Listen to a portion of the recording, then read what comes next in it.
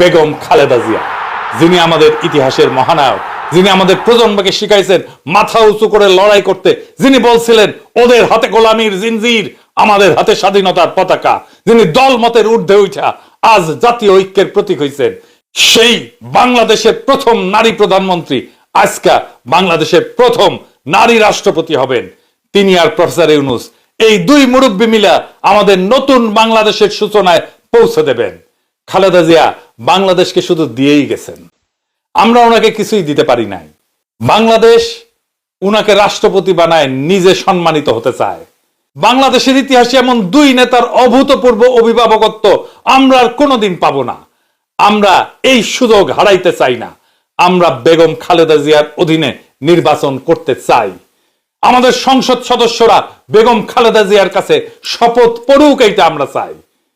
আমরা সেটা দেখতে চাই। ওই শপথের মূল্য অনেক।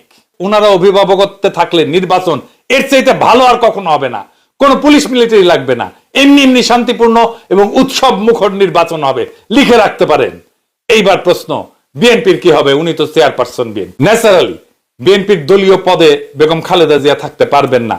প্রেসিডেন্ট হলে সেই পদ ছাড়তেই হবে। তারেক রহমান এখন যথেষ্ট ম্যাচিউরড, ওনার দলের পূর্ণ দায়িত্ব নিয়ে আগামী নির্বাচনে দলের নেতৃত্ব দেওয়া প্রয়োজন। উনি হবেন বিএনপির চেয়ারপারসন।